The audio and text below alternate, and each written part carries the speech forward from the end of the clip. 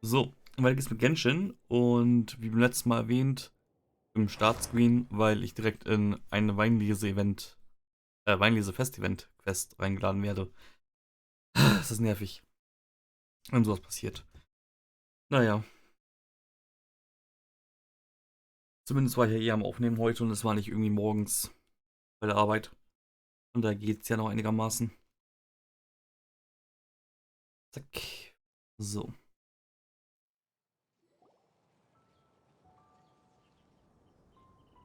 Wait!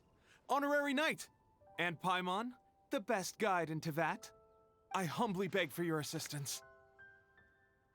Whoa. Did Paimon hear that right? Is Paimon finally starting to make a name for herself? Oh, wait. Haven't we met? Yes, the main hall of the Knights of Favonius headquarters. That's right. I'm Bernhard, a member of the logistics company under Captain Hertha. Normally, I would hope to become better acquainted before asking for a favor like this, but time's running out, so I really have no choice. Please help me rescue the charity event. Rescue? The charity event? Oh, right! Master Jean mentioned that. So, what's happened? Well, the Knights of Favonius wants to run a stall during the festival. The idea is for all profits from the sales to go to charity. Specifically, the funds will provide support to disadvantaged children and elderly citizens.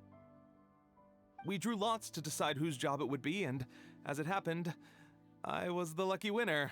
I really didn't want to screw this up, so I asked all around for advice, but my experience is in inventory and shipping. Now I'm supposed to run a whole shop, but it took me forever just to think of what to sell. I'm already completely out of my depth. And that is why I humbly beseech you to render your assistance. I understand. Yeah. Also, no need to be so formal. So, you said this is to help out the kids and old folks of Mondstadt, right? Sounds like a great cause. She's an honorary knight, and Paimon's a longtime friend of Favonius. We'll be more than happy to do our part. Okay. Der Satz ist interessant. As says we're happy to help. Oh, I can't thank you enough. Right, let me get down to brass tacks. Before we can open shop, we need to amass a supply of fair brew jellies. This is the basic currency that we will use when running the stall. The wine merchants in the area are in dire need of raw ingredients for winemaking. Sell them raw ingredients and they will pay you generously in fair brew jellies. Also, there are some international customers looking to purchase beverages in bulk during the Weinlesefest period. They're on the market for an agent to handle their purchase orders. In the interest of establishing a long-term business relationship, these customers are usually willing to offer a generous price, and there's also room for negotiation with the wine merchants. The price difference is ours to keep as commission, and you can cash that amount in for fair brew jellies. So, to sum up, our job is to sell ingredients to the wine merchants and place orders for the international customers, making sure to negotiate the price, right? Huh. Sounds much easier than Paimon imagined. You're pretty good at this. Really? Well, that's wonderful. I have one order here with me already. Mr. Chevirme from Sumeru wishes to purchase 50 crates of fruits of the festival. These beverages can be bought from the Angel's Share stand. The shopkeeper's name is Georg. He's a very nice man, but he won't be pushed around. Please consider the price carefully and try to reach a good deal with Georg. I should carry on setting up the stall now. Once you've gathered enough fair brew jellies, come back here and we'll take it from there. You won't need to worry about supplies for the shop. I'm already in contact with the suppliers, and they'll send everything over once the funds are in place. Alright, sounds good. We'll find the funds and you sort out the shop. This is an enormous help. Thank you both ever so much.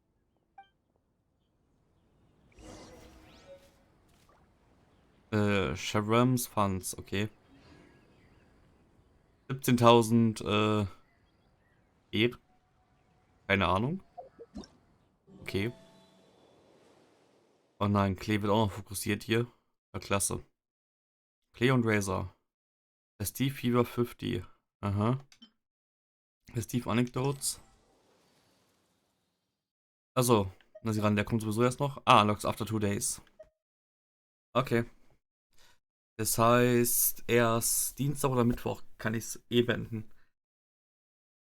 Dann kann ich mir Zeit lassen damit.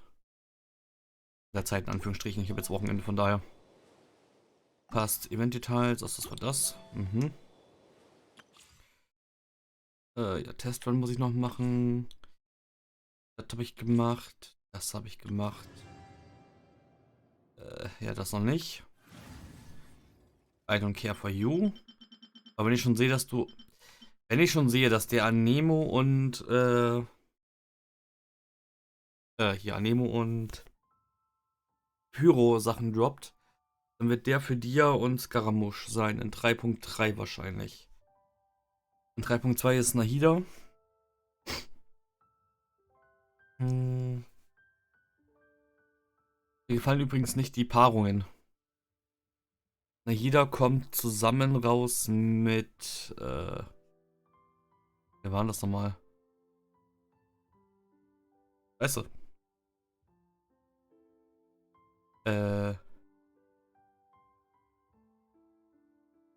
Mit wem kam Nahida nochmal raus? Also der zweite Banner ist wohl anscheinend Chalde und Yai. Ah, anscheinend Yoimiya nochmal wieder. Das heißt, bei Yoimiyas Bogen oder Nahidas Catalyst. Interessant werden. Oh gut, das heißt, das Ding für Dia und Scaramouche killen und das andere Ding bisher eigentlich ja nur für... Weil das andere Ding könnte für Nilo und Dingens sein. Moment. Das Ding hier meine ich. Rio und Nilo, ja. Also Layla und Nilo. Und Candace. Würde glaube ich sonst relativ nichts ergeben. Gut, so, warte mal, jetzt muss ich erstmal gucken, welche Quest habe ich jetzt? Charity Event, Securing Funds. Das war die Quest, die ich angefangen habe. Okay, Angel Share. Georg. George. Hi there, Georg. We're Shavirme's agents. He's asked us to order 50 crates of fruits of the festival for him. Oh? Did you say Shaverme? He's a regular customer of mine. Always orders around the same amount each time. But I digress. What price are you offering this year? Wir haben 17.000. So. 11.500 ist das wenigste. In der Mitte werden sie sich nicht treffen. 12.750 würde ich sagen, keine Ahnung.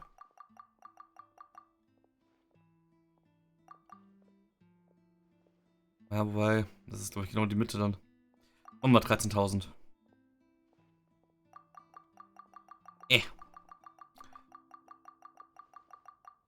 13.075. Confirm. Ja, so ein Mutding. Das gefällt mir nicht. 13.150. So. A little lower than I was hoping for, but he's a reliable customer. I think I can make it work. As usual, I will arrange for someone to deliver the goods directly to Shaverme's place of business. You won't have to worry about a thing. Just make sure you keep hold of this receipt. All right, let's keep bringing the funds in. We gotta work quickly if we want to gather all these fair brew jellies in time. Bernhard says we can approach this however we want, just as long as we raise all the funds we need. We get a commission for every order we help place for an international customer, so maybe it's not worth trying to sell loads of ingredients to the wine merchants. Still, just to make sure we've covered everything, let's take a look at the other wine merchants.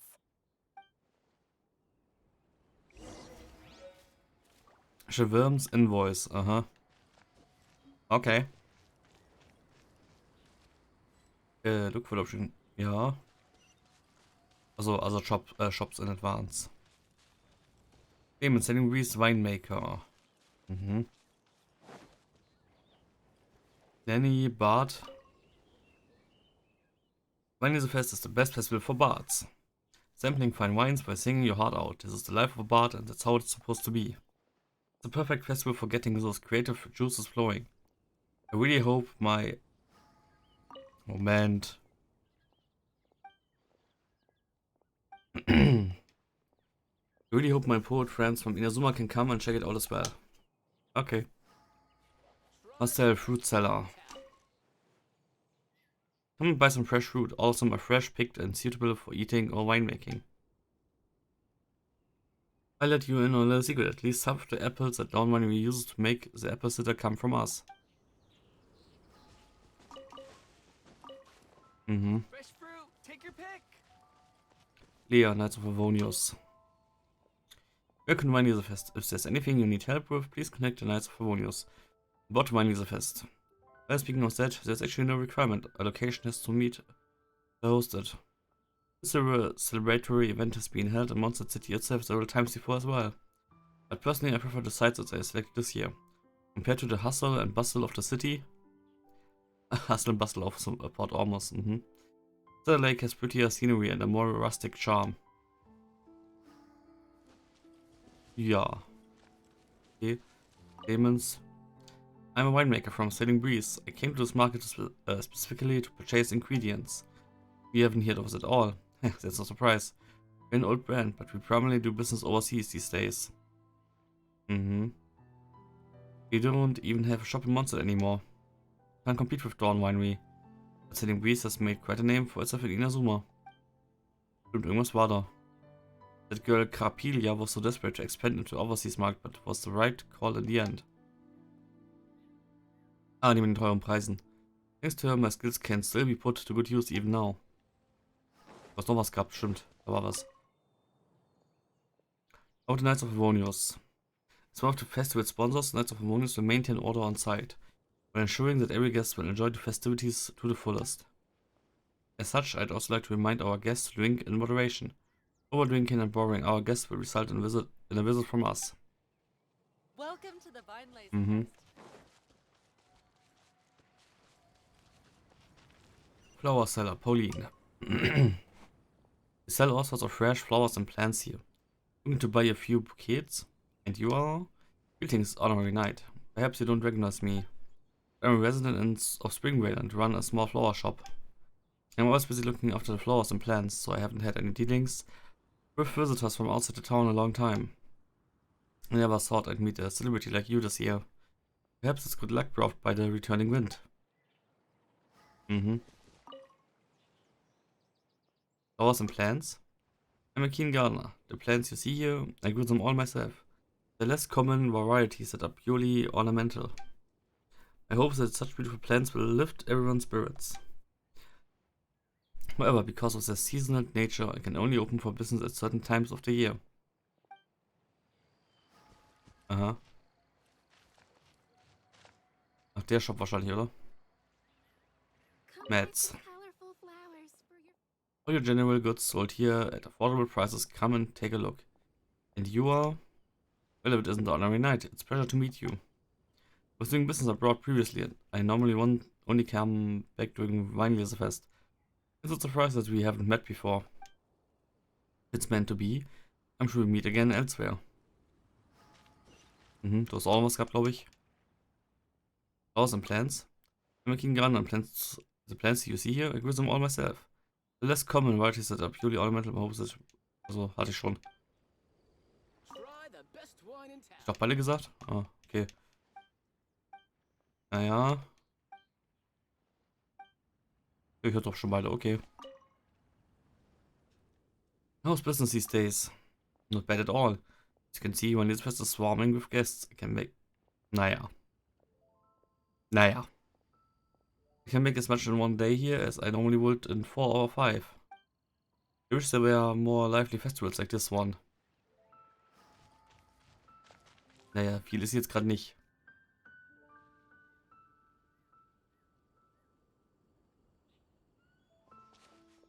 Traveler, Paimon, you're here. Hey, it's Barbara. Hey Barbara. Thanks, and happy Vine Laser Fest to you too! This festival is one of the most popular ones in Mondstadt. I'm so happy I ran into you guys here. I hope you have a great time. Oh, also, I heard from Bernhard that you're collecting Fairbrew jellies. I'm just curious, are you helping out with the Knights of Favonia's charity event? We sure are!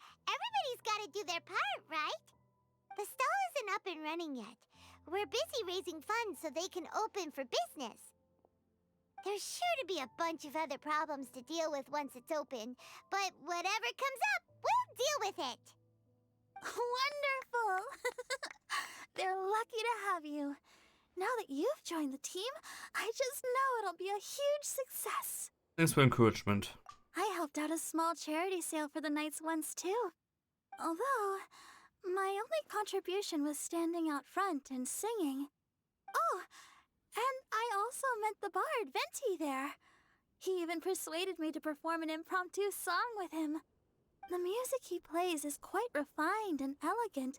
At first, I didn't want to sing too loudly in case I ruined the style he was going for. But he sang a harmony to guide me in, and before long, we were sounding great. In the end, the audience loved it, and we sold a lot at the event. So Barbara's worked with the tone-deaf bard before? I wish I could have been there to hear it. Yeah. Too bad we couldn't fit it into the schedule this year. The Church of Favonius wants to hold a sung poetry event somewhere with a nice view during the festival, which means I have to go to rehearsal. Go do what you have to do. It's alright. Yep, sounds like we've each got our own important work to do. Let's give it our all! Oh, thank you both. Well, maybe I can't stay here and sing, but I still want to do a little something to contribute. I can help promote your stall. Should I make some big posters? Or maybe some flyers to hand out? I'll have to pick a memorable slogan, too. And maybe it'll seem more sincere if I sign them. Oh, then again, maybe telling people in person would be more effective. Wow! With Barbara helping out on the marketing side, this charity event will get loads more attention! Sounds like a lot of effort. You have so much on your plate already.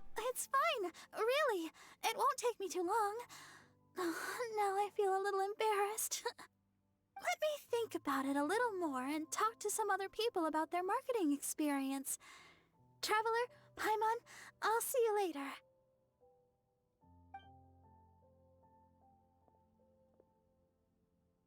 And, the Knights and the Church of Favonius are really proud of you. Aw, thanks! We'll do our best! Paimon's even more motivated than ever now. We gotta make sure we do a really great job here!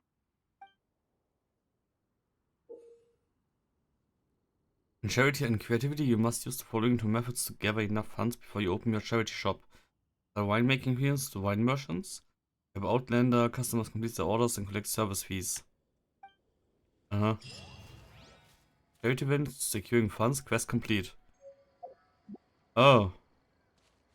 Das ist quasi... Oh. Damit schalte ich quasi das Minispiel frei. Ah. Oh, okay. Interessant. Business Details. Okay. Ja. Gut, weil ich Funds brauche.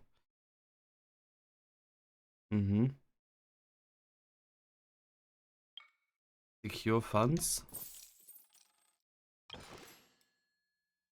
Achso. Oh. Complete the following proxy purchases or purchase requests to secure funds quickly. I'm a merchant from Liebe Harbor and I'm presently collecting specialty drinks from various nations. Should I trouble some kind soul at my news to help me get in touch with the cat's tail and purchase a batch of mint berries?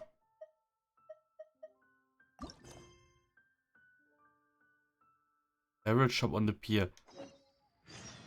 Ich muss dafür nach Liebe? Okay. Interessant.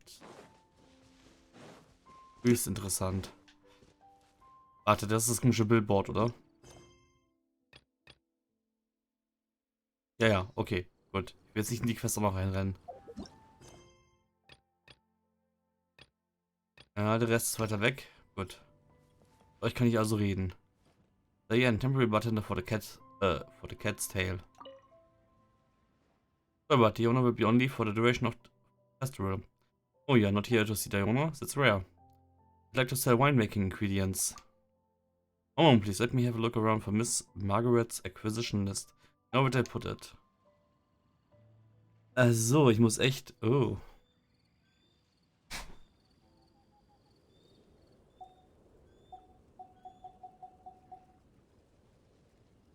Achso, ich kann überall maximal nur 5.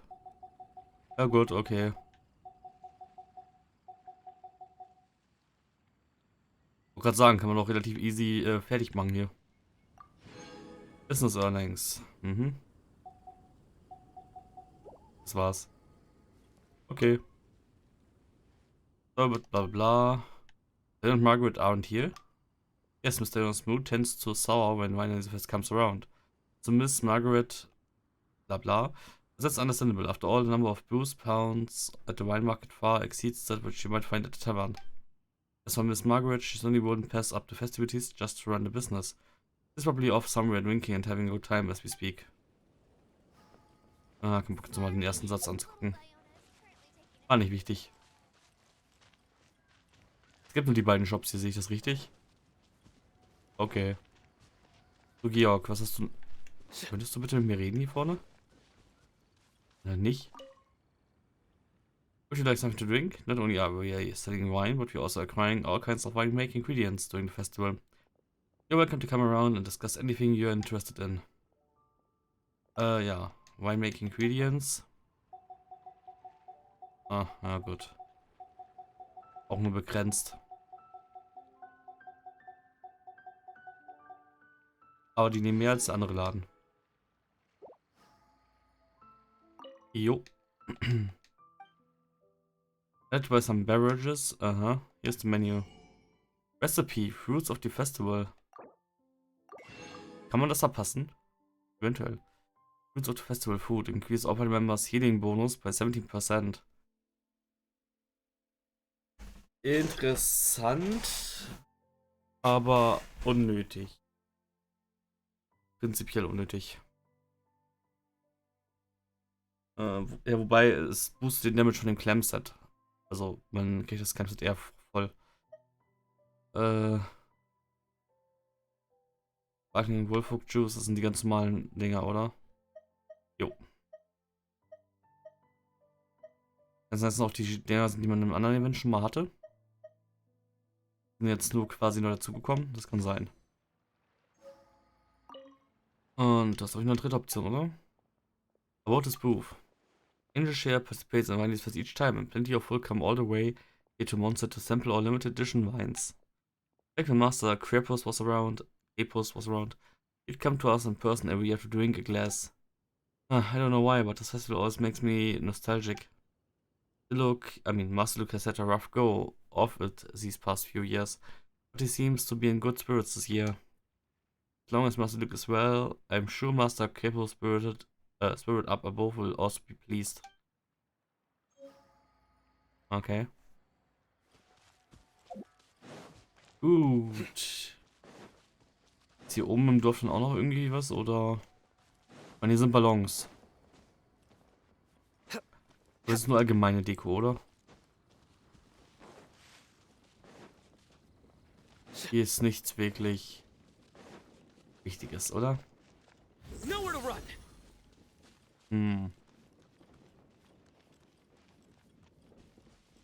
Nö, sieht nicht so aus, ob hier irgendwas Wichtiges wäre. Einfach nur allgemein so ein bisschen Deko. Gut. Ja, dann auf nach hier unten. Natürlich wieder da, wo kein Teleporter näher ist. Habe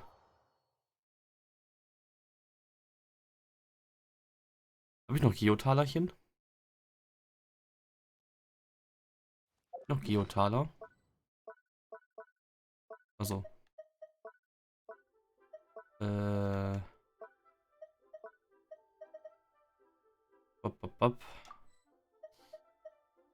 Dendrotaler. Digiotaler, nö. Okay. Gut. So.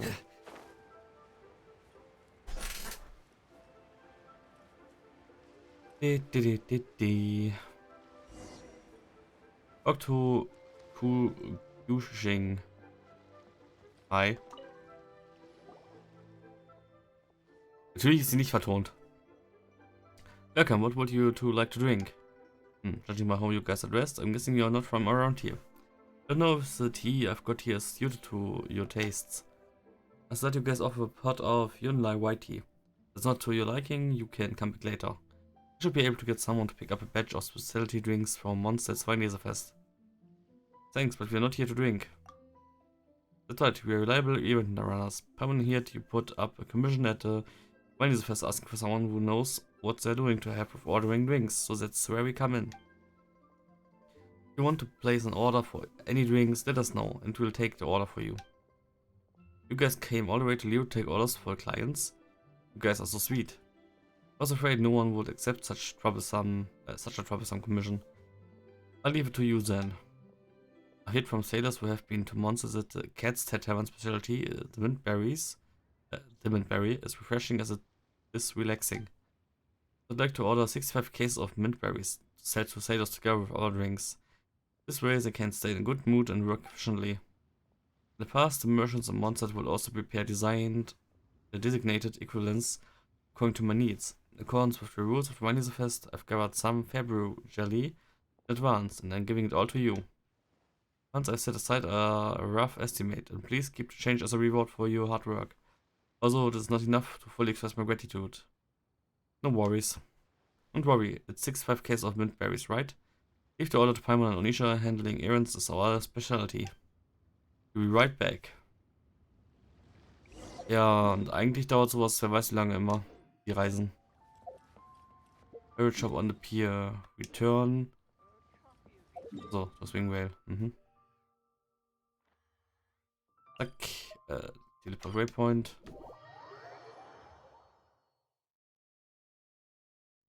Sind doch eigentlich nur die beiden Angel Share und jetzt Tail, oder nicht? Zack, Diane. Welcome to Cat's Tail, what can I get you guys? Hello Diane, we've got a business proposition for you. Bla bla bla bla bla erklären. Oh, the Barrett Shop on Lewis North Pier that just opened. Sales from Dawnmanport have spoken about the shopkeeper. Dawnmanport, das war im Norden von Mondstadt eigentlich noch ein Area dann. And Margaret seems to have sourced ingredients from here before. Recently when Cushing, ich habe keine Ahnung, wie man das ausspricht, was selling thirst quenching drinks to sailors at the dock, she also asked them to promote Queenshire Village spring water. Gets water at high price from Queenshire Village and resells it where there is demand. Only earnings the basic cost of individual labor. For help, people from other places can brew wine with a unique flavor using the spring water of Queenshire Village. It provides a source of income for the elderly folk in the village. It's 2 birds killed with 1 stone. So that's how the story goes. Wow, Cushing is such a nice person. Yep, perhaps the Cat's Tail will be long-term partner with her. Long time. Anyway, let's talk shop. How much are you going to pay for all these mint berries?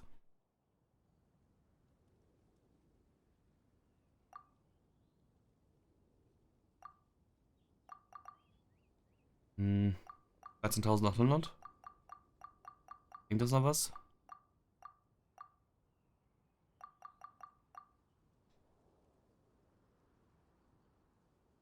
I think that's a good price. You've got yourself a deal. Well, the deal is done. As for delivery, leave that to the sailor of Dawnmanport. They ship it directly to Lewis North Pier. This document is for you. Please give it to Cushing. Thank you very much, Diane. Great success. Let's report back to Cushing, Onisha. Also man könnte auch quasi alles einfach abgeben. Und ist halt auf der safen Seite und kriegt trotzdem alles, was man braucht. Man würde sich nur das Materialien sammeln sparen wahrscheinlich. Okay. So soll das Ganze funktionieren. Mit den Beeren. Vor allem Beeren. Jellies. Nicht Beeren, sondern Jellies. Hm. Wessen Idee auch immer das war.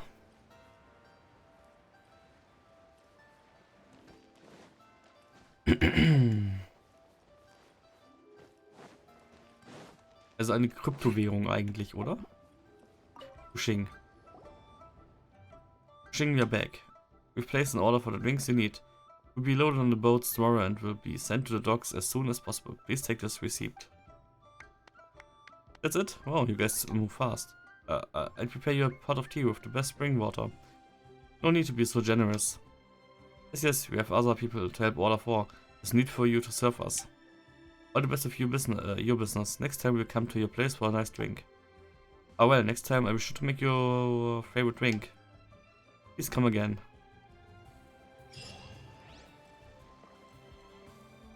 Und der Laden existiert einfach gar nicht mehr. Gut. Hauptsache. Zack. Also, ich hätte einfach direkt das Ding annehmen können.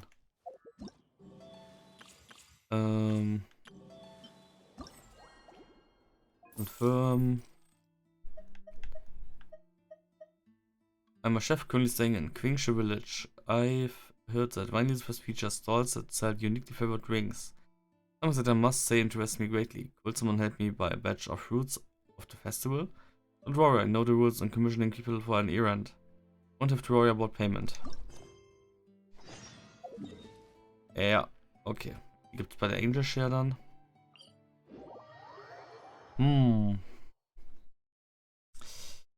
Das ist hier so ein Event, wo ich mir gerade denke, so. Das Aufnehmen ist ja wieder so ein bisschen stressig. Ein kleines bisschen, weil es ist immer das gleiche. Und es ist halt nicht mal ein witziges Minispiel. Yuan Shui.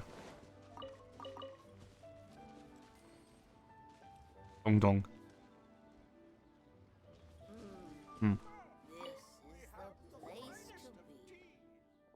Are you guys from out of town? Welcome to Quingsha Village. Hello, and you are? Paimon first. Let's introduce ourselves first. This is the Almighty Traveler, Onisha, and Paimon is this traveler's best companion, Paimon. We are ordering specialty drinks from the Viney's Fest for our out-of-town clients. We saw your commissions, we decided to come talk to you. Ah, I like how direct you are. Then I cut to the chase too. I'm Chef Guanchi and I need 100 cases of fruits of the festival. What the fuck? 100,000 Mora, okay.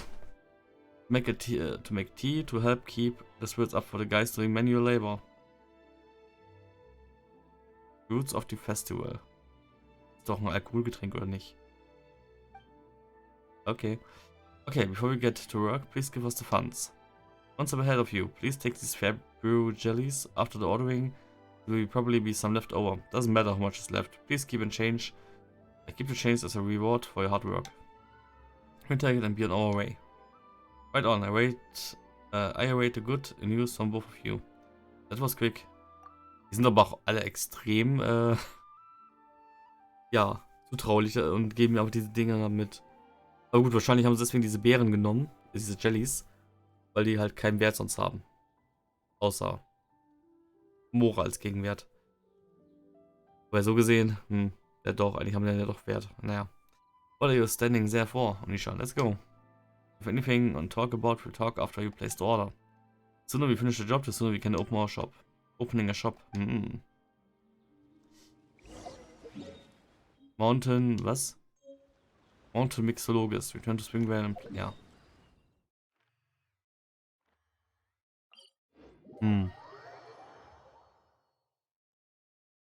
Okay. Oh, schade. So. Hallo George. Und Georg. Oh, you're back. We're still helping place orders for thriving clients. Look, this and we need 100 cases of fruits for the festival for Guanchi, the chef of Quingsha Village.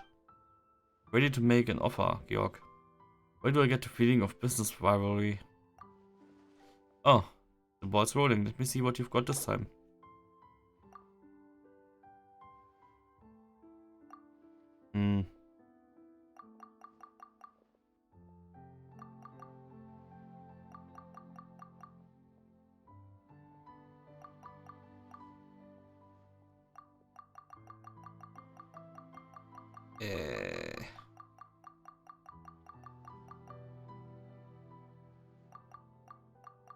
So. Yep, you guys drive a hard bargain.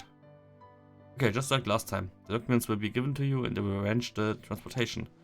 Since he's a new customer, you'd better give him the receipt, so as to make him feel at ease. You have a point, we thought so too. Let's go, Nishan, let's head back to King's Village and report back.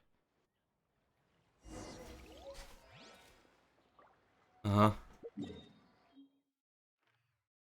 This invoice. Ja gut, irgendwie ist zwar jetzt Wochenende und Feiertag morgen und so weiter, aber irgendwie ich habe schon relativ viel aufgenommen wieder. Ich habe schon wieder 8 Stunden am Wochenende jetzt aufgenommen. Gut, in 2 Tagen. 4 pro Tag. Soll's nicht übertreiben, sonst kriege ich noch echt einen Burnout. Yuan Shui. Yuan Shui, we're back. We've placed an order for your 100 cases of fruits of the festival. Is received. Amazing, you two have been a big help. I will study the fruits of the festival carefully and mix the fresh drink with the tea with a specific proportion. I bring out the flavors that the workers will be able to work harder. Sounds a bit like bartending, but with tea. Is it even possible? Don't worry, I used to be a chef when I was abroad for a while. This approach achieves the best balance between cost and taste, and I've made it many times. Makes me want to try it. Next time you guys come to King's Village, I treat you guys to the finished product. Okay, next time I can try it. Best of luck, bartending chef. Thank you, come back when you've got time. Let me see. Yep, looks like we've got enough funds now. Let's go see Bernhard. Okay, dann habe ich trotzdem 2 Fragen jetzt, auch wenn ich genug gesammelt habe. Erste wäre, wo ist dem Typen sein Laden hier? Okay, kein Bock die jetzt zu suchen, ehrlich gesagt. Die zweite. Kann ich jetzt noch weitere Aufträge dafür annehmen? Nein, kann ich nicht. Ich konnte mal quasi aussuchen, was ich mache. Okay, das macht das Ganze deutlich einfacher. Wenn ich nicht drauf achten muss. Okay. So. Okay, das macht die Quest deutlich ruhiger und angenehmer. Manage Shop. Charity Stall, Charity Alliance. Oh Mann. Hier kleine Mini-Quests dafür. Okay. Gut. Favonian Goodies, Secret Foreshadow. Ist die, oder? Sun for your Charity. Ja, okay. Es muss die Quest sein. Auf zu Bernhard. Zack.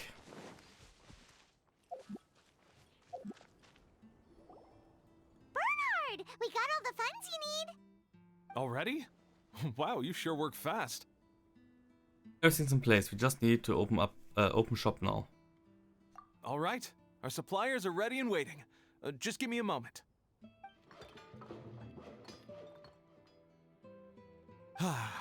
What do you think? Not bad, huh? Of course, if you're in a creative mood at any point, feel free to redecorate the place however you want. It's great! Really looks the part. The shop definitely needs a name, though. How about, Favonian Goodies? Indubitably Paimonial. Paimon will take that as a compliment. Okay, Bernhard, so what do you need us to do next? Gathering the funds was a monumental task. It must have been very demanding. So don't worry about all those other menial things that need doing. I'll handle those. You both have more experience than me. It'd be great if you could figure out the more managerial level things like our sales strategy, SOPs, USPs, QC principles, KPIs. I've got to be honest. I hear other store owners using these terms, but I can't say I really know what they mean. I just know they're important. which means they're probably best dealt with by you. So in other words, we'll be the shop owners who make the big business decisions, and you'll be the shop assistant doing all the actual day-to-day work? Yep, my strength is in execution. Your shop, your rules. I am but a tool to be used however you see fit.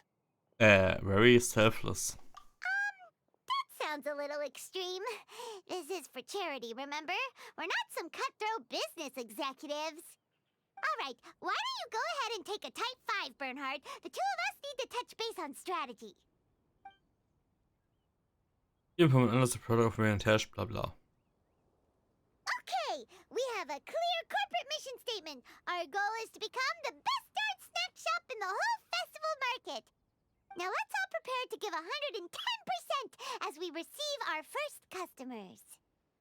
We are open for business. Traveler? Paimon? What a surprise! Mona and Fischl! You came to check out the market, huh?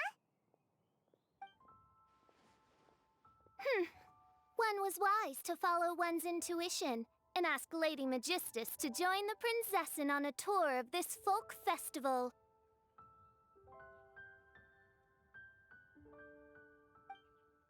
Extraordinary events may yet unfold, even on this unexceptional autumn day. Splendid, most splendid. Mein Fräulein is battling hard to suppress the euphoria in her voice. Seeing you here has put her in the most wonderful mood. Oz, spare us your gratuitous embellishments. Maybe you should leave me to do the explaining. Not long ago, Her Highness had a very nice dream and took it as a sign that something good was about to happen. Naturally, Her Highness's first thought was to come to me for some astrological guidance on the matter. She also noticed that the Weinlesefest was in full flow and asked if I was interested in checking it out with her. I, of course, agreed. I can take advantage of the festival period discounts to purchase some bulk supplies for my present column writing spree. I must admit, without Her Highness's reminder, the Weinlesefest may well have completely passed me by. Lady Magistus, might Her Highness remind you that the dream of which you speak occurred no less than 9 days ago? And that only after awaiting Lady Magistus's return letter. In vain for all this time did one have no recourse but to rap most furiously upon the door to thy abode. Wait. It's been 9 days already? 9 days! Where did the time go? In light of the great importance this manuscript has to you, Lady Magistus, one shall not hold thy inattentiveness to the passage of time against thee.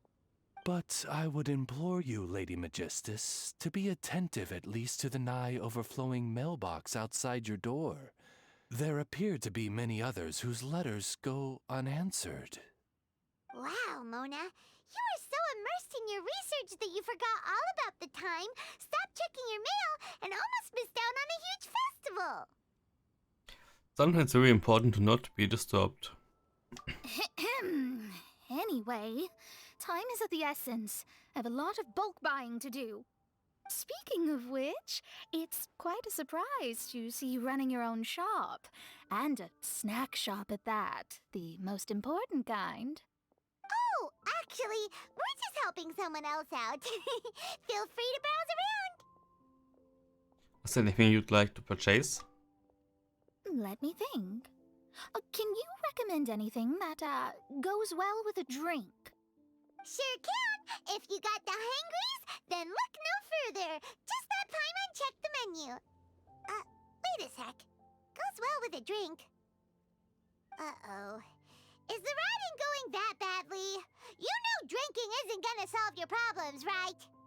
As it happens, Mein Fräulein has been visiting Mona quite frequently as of late.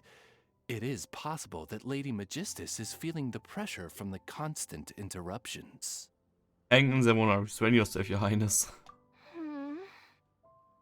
Oh, no, it's nothing like that. This has nothing to do with drinking or with Fischl's visit. You all need to calm down. Ugh.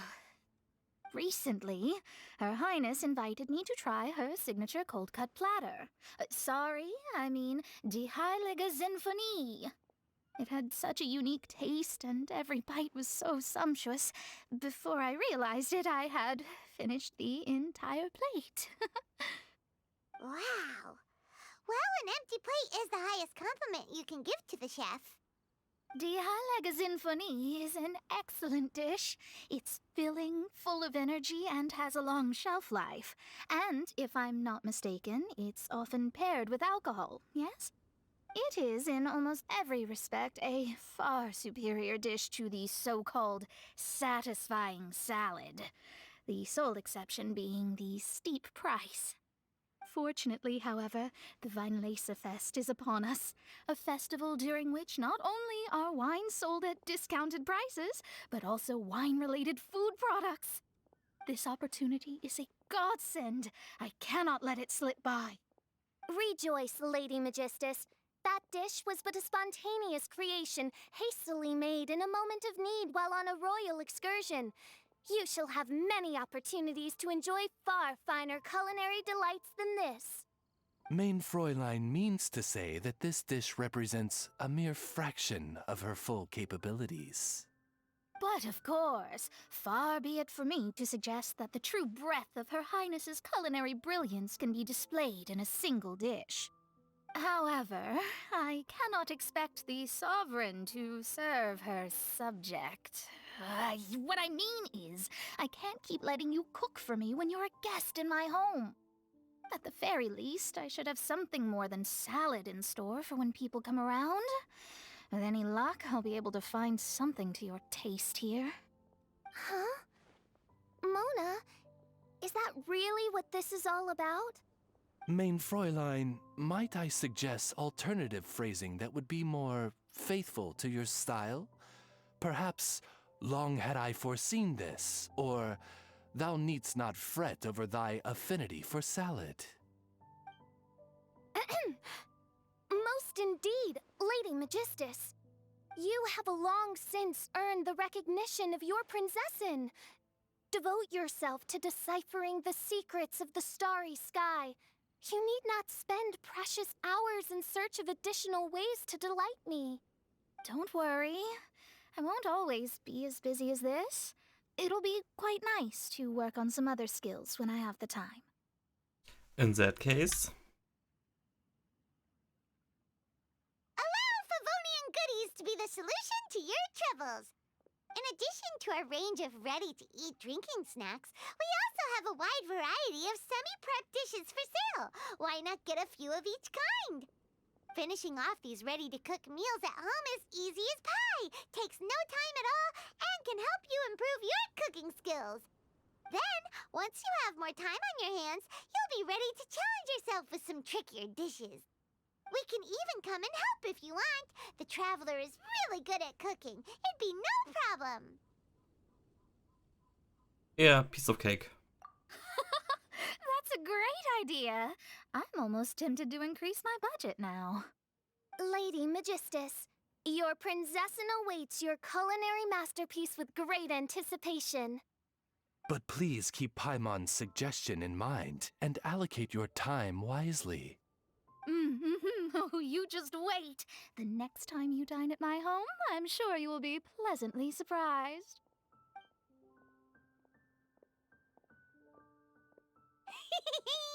Favonian Goodies has just completed its first sale! A small sale. The major milestone. That's right, and it makes Paimon so happy to see a delighted customer find something that they really like. Oh, Paimon never knew that selling things to people who need them could feel so fulfilling. Looks like being a shop owner is a pretty cool job after all. All right, let's keep up the momentum and get our name out there.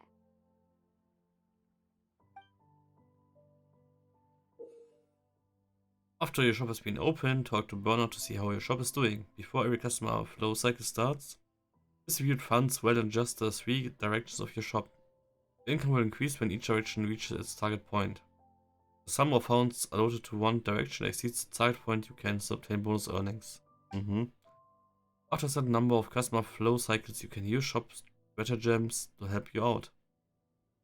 View the various effects of these shop stratagems. Stratagems wie Strategy Gems oder was? In the strategic overview menu. Out of your customer flow site can provide assistance to support you in running the shop. These assistants can each provide a fixed buff to one direction. At the same time, your assistants can gain a certain amount of earnings as a reward. The number of times this amount can be awarded is limited. The effect of each assistant will only last for one customer flow cycle, after which you must wait 2 more cycles before you can hire the same assistant again. While running your shop, you may meet with some emergencies and unexpected situations. Deal with these issues as they crop up in time and you will be rewarded. Use your shop stratagems and other methods to deal with these circumstances more effectively. Ich soll was machen? Bitte auf Deutsch. 36.000 von... Ist das eine Million? Ha. Hä. Okay. Ja.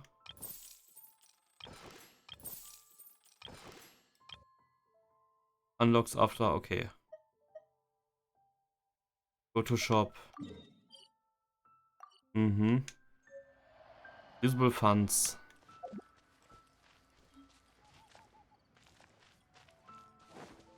Es ist hier einfach nur so leer, weil es Nacht ist.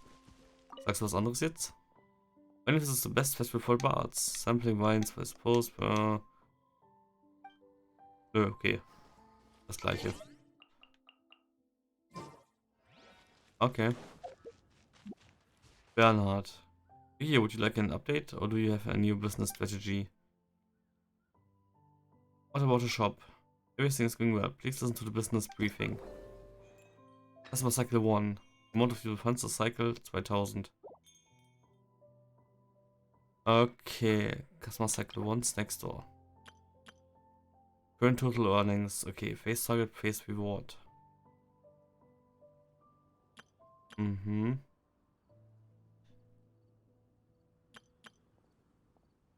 Aha. Shop Assistant. Change. Holistic Service. Okay.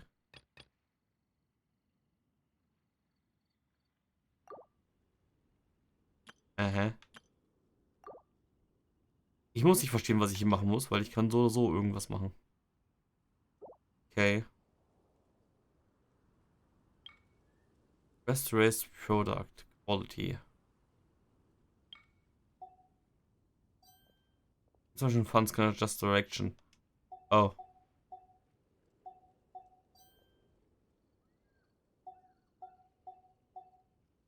Also.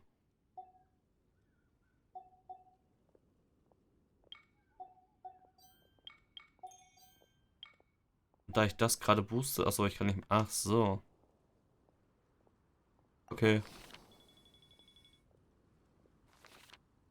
Next door. Aha. Revenue during the secure funds phase. Current total earnings. Next cycle. Aha. Next door.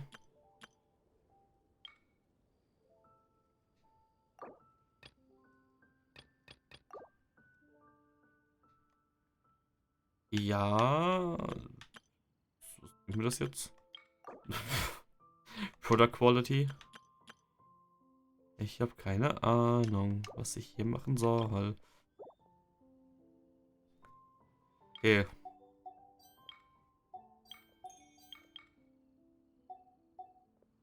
Ja, jetzt habe ich das Minimum hier erreicht. Und ich habe die Quality sowieso schon gepusht. Okay, Open for Business.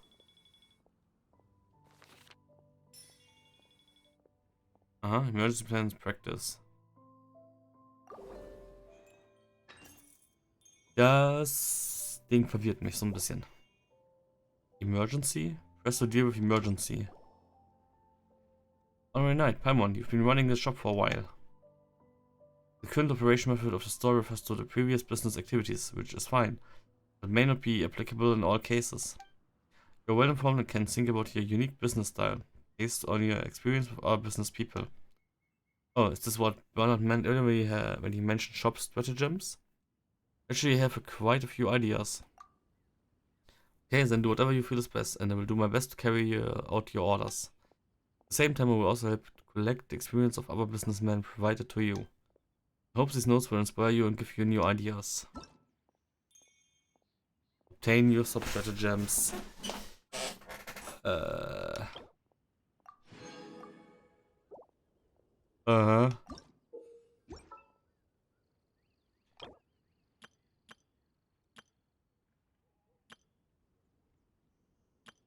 Ja.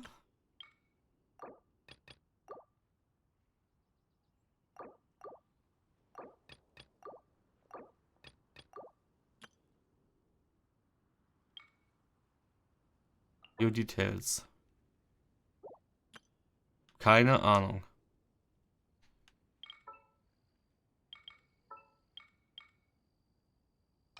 Next. So, das hier. Zustand des Shops Stratagem Slot. Place 100. Confirm. Wie kriege ich die? Aha.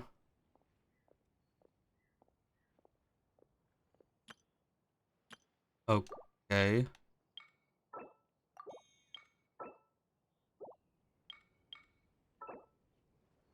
Aha, the cost of artisanry. Product quality will increase by a large amount. But business efficiency and total will be increased by a small amount. Steady hand, product quality will increase by a middling amount. Business efficiency will be increased by a large amount. Product quality and total amount. Also für jeden einmal. Also, okay.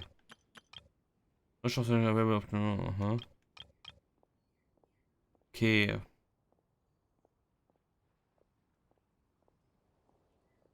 Quality. Cost Management. Okay. Also. Quality erhöhe ich. Und Business Essential Middling Amount. Also. So, confirm. Okay. Und dann habe ich meine komischen Dinger hier noch. Und dann habe ich Shop Assistant. Quality habe ich gepusht. Okay.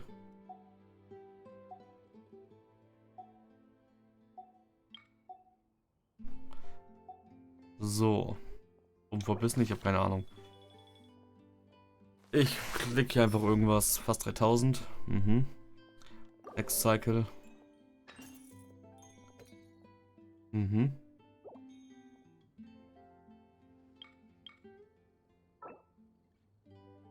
Was?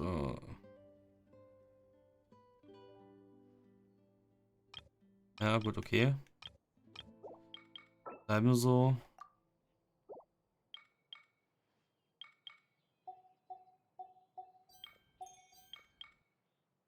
Und dann.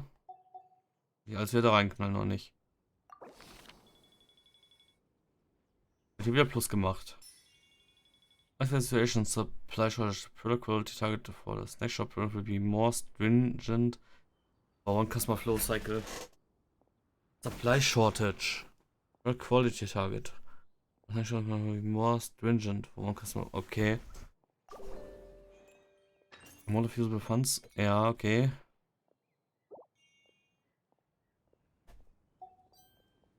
So.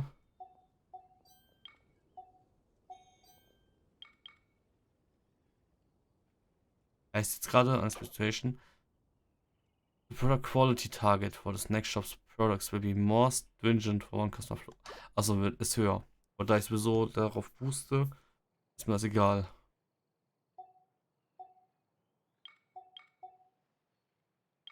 Okay, gut. Das ist ein Holistik.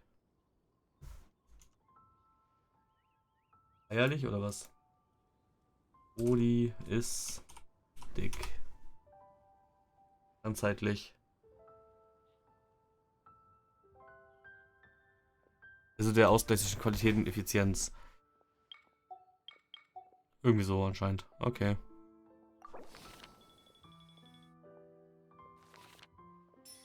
Ja. Emergency Assessment Time. Next Cycle.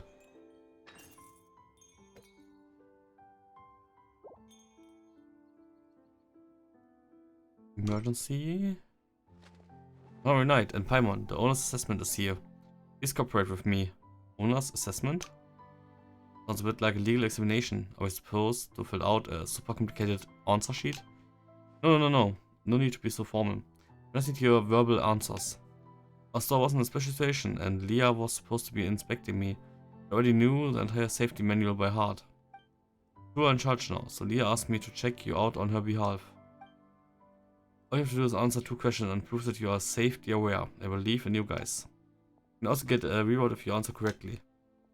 I was really nervous about the test just now. Well, now it sounds pretty simple. Let's do this. Alright, first question. If a non-alcoholic suddenly shows up in front of your shop, intoxicated, what do you do?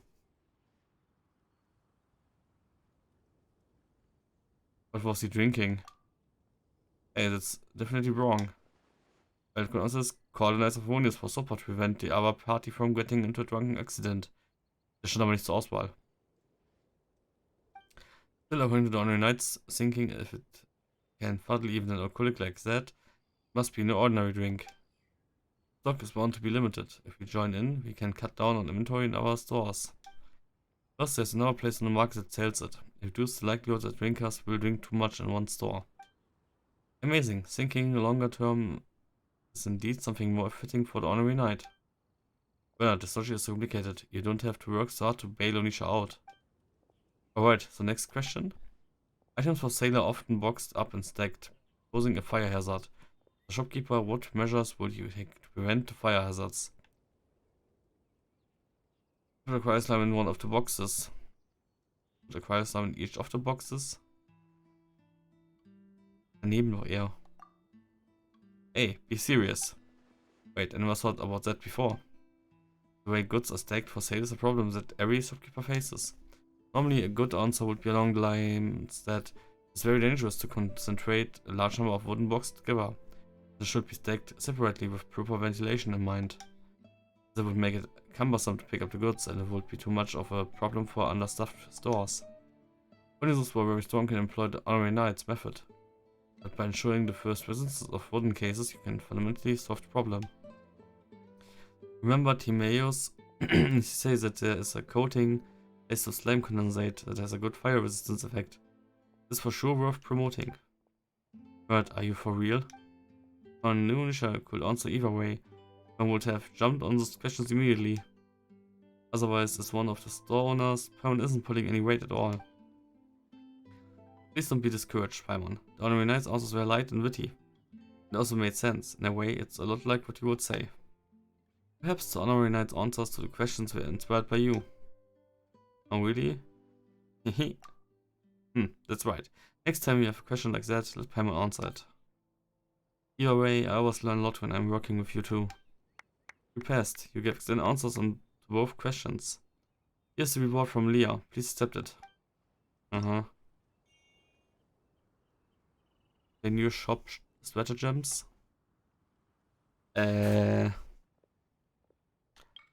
Erstmal. Das kann ich nicht. Best to view assistance. This is available at the moment. Only friends who have unlocked the shops can be assistants. Oh. Gut, und ich habe nur einen, der mehr oder weniger aktiv spielt. Und von diesen einen, die das Event noch nicht so weit haben. Okay. Ja, gut. Ich kann nur mich selber einsetzen wahrscheinlich. Achso, ach. Hier kann ich einstellen, was ich gebe quasi. Ach so. Wobei 6 spielt auch, aber nicht so effektiv, glaube ich. Ach so, okay. Ja gut, schon mal eine Sache, worüber ich weniger nachdenken muss. Gut. Ach du Scheiße. Quality control margins. Product quality will increase by a small amount, and when an unexpected destination occur, product quality will gain a bonus increase. Product quality will increase by a small amount for business end. Also. Das eine und die anderen klein halten. Bisschen erhöhen und mehr, wenn was passiert. Das andere ist Small Amount. In den anderen beiden auch leicht. Okay.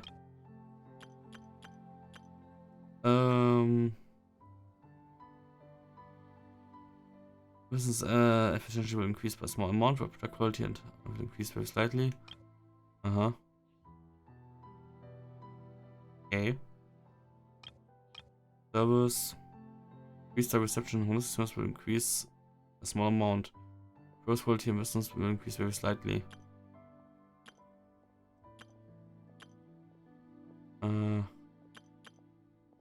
Okay. Aber noch keinen dritten.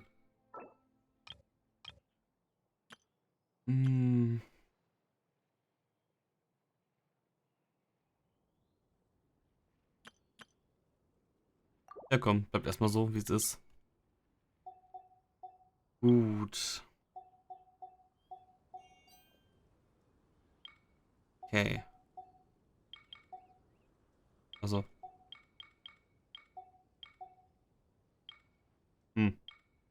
Weil langsam verstehe ich, wie das Ganze funktioniert. Okay. Naja. Das war ich über 60.000 jetzt habe, kann ich wieder. Ah, okay. So. Aber ich krieg doch hier noch viel mehr. Was sind die denn da? Keine Ahnung. Service. So. Alle beim Milling waren und die. Ja. Gut. So. Das. Nee, was ist hier? Also. Zweite habe ich hier. Ja,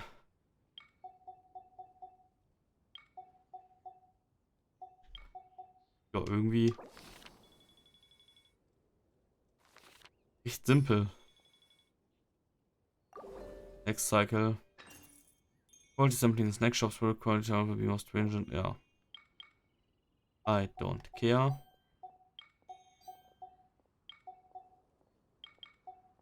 Ja. Ist schon so ein bisschen. Keine Ahnung. Relative fürs Package. Aha.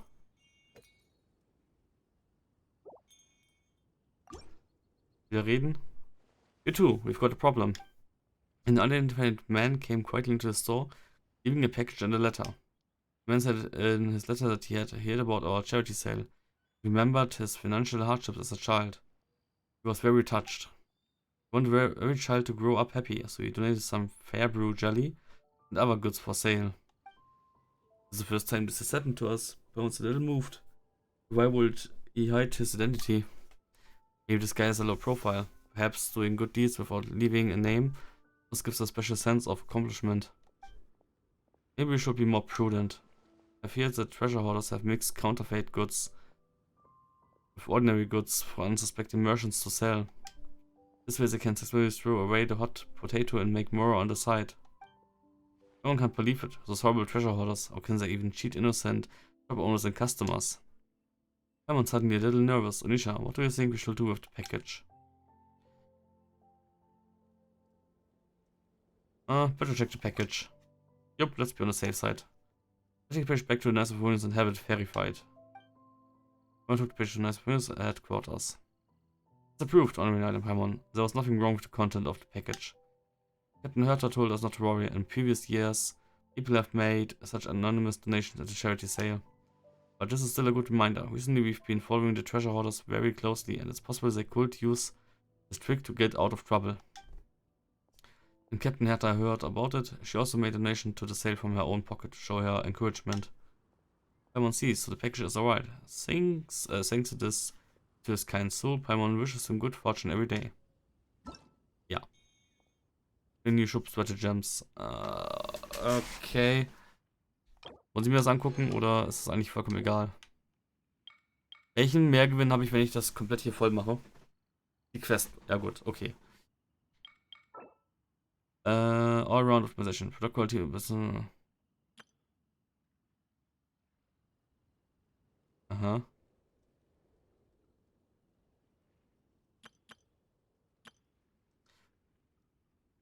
Small amount, very slightly. Ist das nicht schlechter als, besser als das hier? Ah. Even had efficiency, aha. Consummate care. Feedback, oh, what the hell. Fruits of quality, when first quality hits its target, will be refunded a certain portion of the usable funds consumed. Portions of a total refund. Aha. No cost trial and error. When current total earnings are less than 80,000 and the shop's earnings per customer flow cycle will be increased by... Ja, what? When current total earnings are less than 80,000, the shop's earnings per customer flow cycle will be increased by 10,000. Total earnings are greater than 80,000, the shop's earnings per customer flow will be increased by 10%. Das hätte ich sehr viel eher gebraucht. Okay. Okay, gut. Reset. Okay, den ersten. Zero Cost Trial and Error. Dann.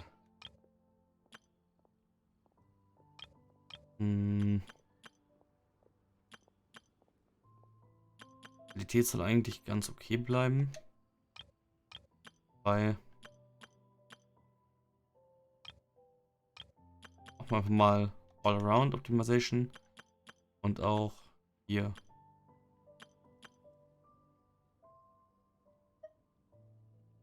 Was habe ich denn hier noch gemacht? Achso. Confirm. So. So.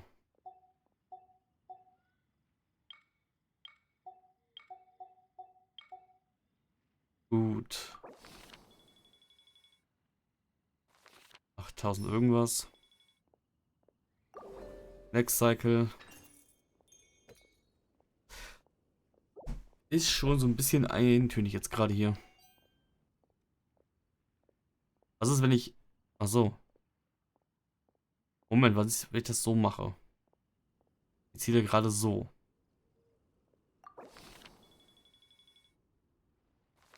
Klingt nichts, oder? The more customer flow cycles left in the stage for now. Please wait for the next stage. Aha.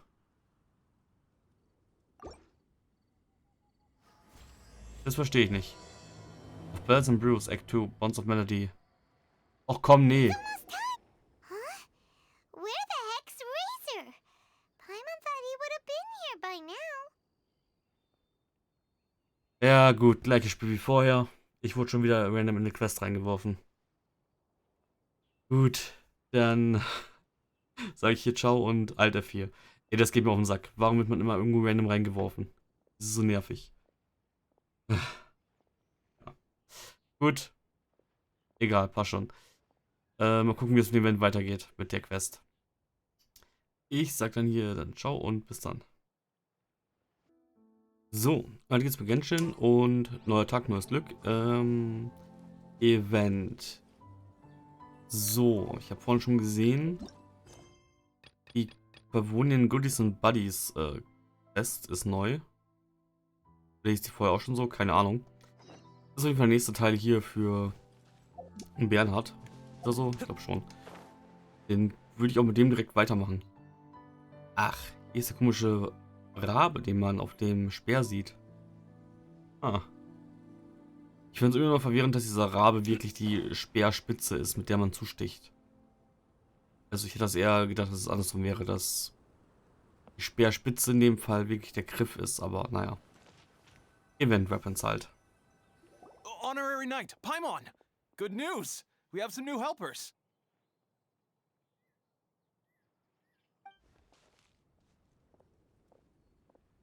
These two store owners heard about our charity sale. They want to donate their earnings and join us. What? A donation? Are you sure? Absolutely.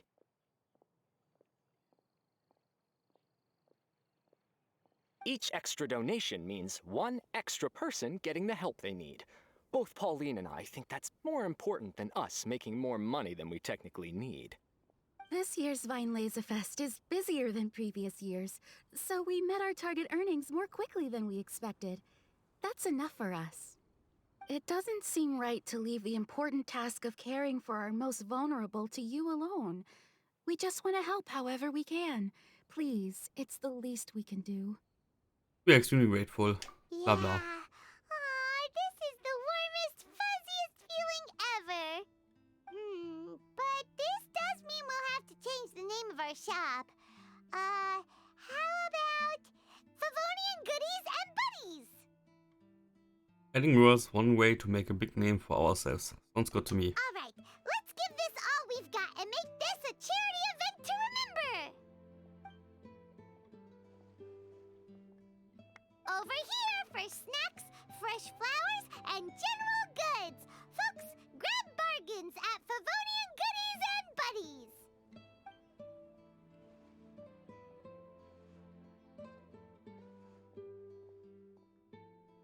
Huh? Hey, look, it's Albedo! Die Frage ist nur, welche Albedo? Hello there. Welcome to our store. It's been a while. Looking to buy anything in particular, Albedo? I'm not in dire need of anything right now. I just heard that you were running the Knights of Avonia stall and thought I'd come over. As it happens, Timaeus and I made some progress in our research recently, so I took the opportunity to bring you a batch of our finished product. Consider it our contribution to the charity effort. Aw, so you came all the way here just to help us out? That's so nice of you! Let's take a look here. We've got bottles of... Wait, what is this stuff? It's an extra strong sobriety potion that can sober up the intoxicated and alleviate hangovers. Please, hand them out for free to anyone who needs them. Having some complimentary items will undoubtedly help you attract more customers. Sounds like a super useful invention. It must have taken you ages. Oh, it must have been a while since I demonstrated my capabilities to you. I most likely wouldn't have had any interest in research like this in the past.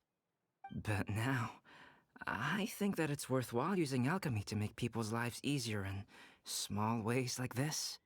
Definitely. Well, Paimon assumes so, because Paimon's never been drunk before, but plenty of our customers probably have been. It would definitely ruin the mood if someone fell into the lake or tripped over a rock after having one too many glasses of festive cheer. Also ich nenne das natürliche Selektion. And take all this and give nothing in return. Yeah, Albedo, you should take some snacks back with you and share them with Klee. It's on the house. All right then, I shan't refuse. I had no idea you two had such keen business sense. It's a savvy choice of location for selling snacks. There's a festive mood all around, and the division of labor is eminently sensible. If any other Knight of Favonius were running the show, it would be a much more, generic operation. Wow, getting complimented by Albedo is an amazing feeling. This must be how it feels to drink an extra strong sobriety potion when you wake up with a groggy head. Anyway, it sounds like you know quite a lot about running a charity sale yourself, Albedo. Well, I provided a dozen or so landscape paintings for a previous charity event, also run by the Knights of Favonius. They must have been worth a fortune. Well, the people buying them certainly thought so. Some felt that my painting style was a rare one worth investing in, and offered a large sum of money for each work. This, plus the sizable profits made from auctioning some of my still life paintings, seemed to give Alice an idea. She used her personal connections to apply for some sort of certification for my artwork. I believe they call it copyright? Later, many artists began to imitate my landscape paintings, and they became a common sight throughout Mondstadt.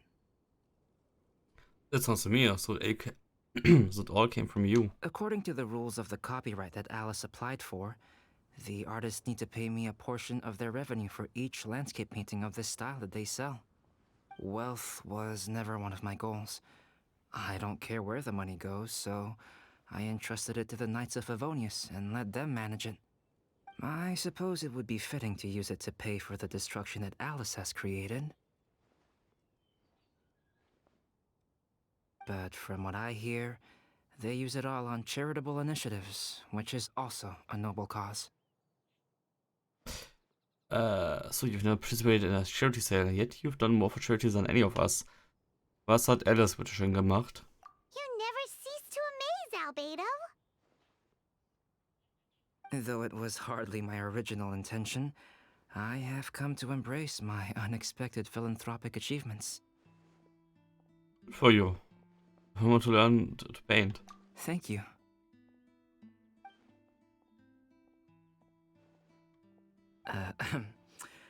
Well then, I will be returning to the workshop. I wish you and the shop all the best. Thanks for your contribution, and good luck with your research. Come again when you're free.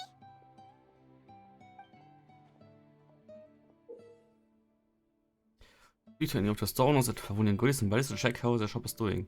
And also use the tabs to check quickly. 3 shops at Favonian Goodies and Buddies will run simultaneously. You must consider how to use your funds and other factors to manage the running of the 3 shops. Oh god. Eee. Eee.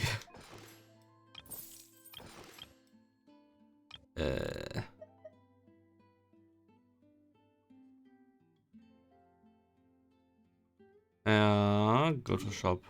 Also. Match General Good Seller, Pauline Flower Seller. Was kann ich mit euch auch reden? Hello, do you have any new tasks? What about the shop?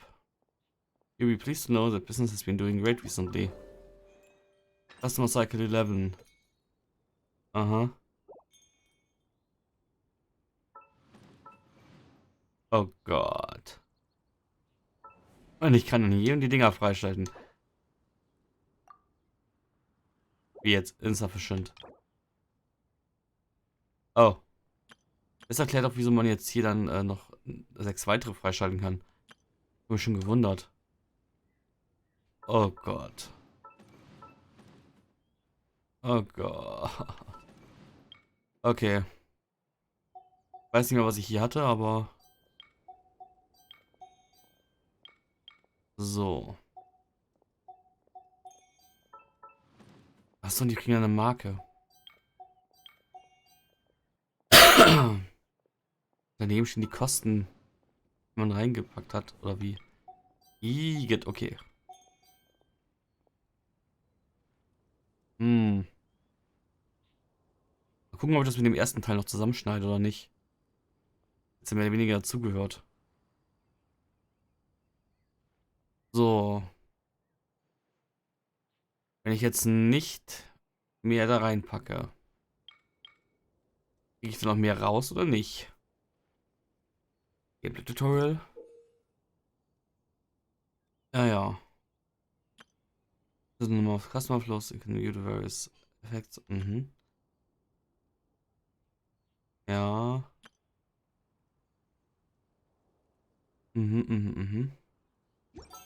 Nö. Weil alles, was ich nicht nutze, kann ich doch eigentlich instant wieder mit in die nächste Runde nehmen, oder nicht? Open for Business.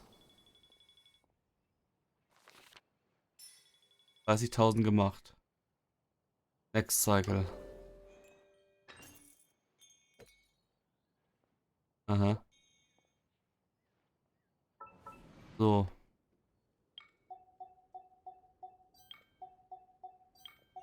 Prinzipiell sollte es jetzt ja nicht so schwer sein. Hm.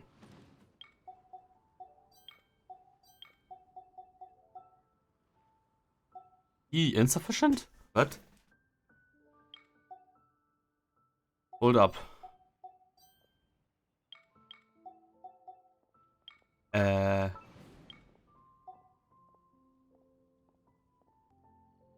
So, kurz gepaust.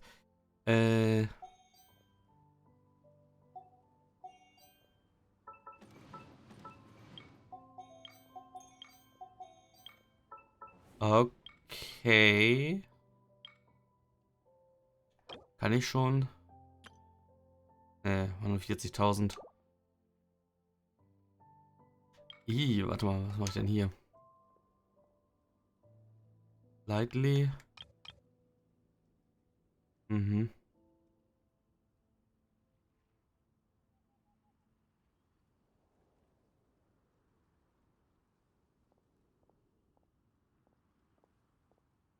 Ja.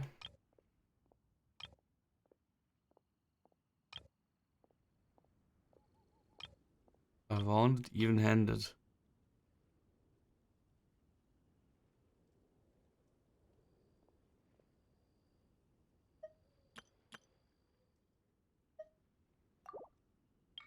So.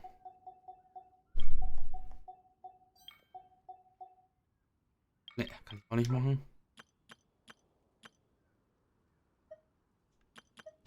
So.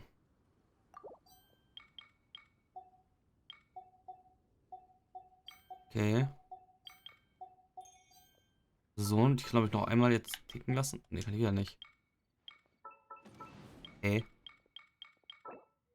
Ja gut, dann Feedback raus und Service.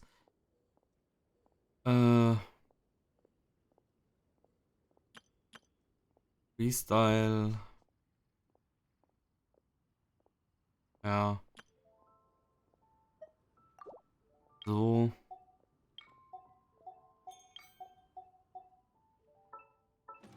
Dann kann ich hier das Ding erhöhen.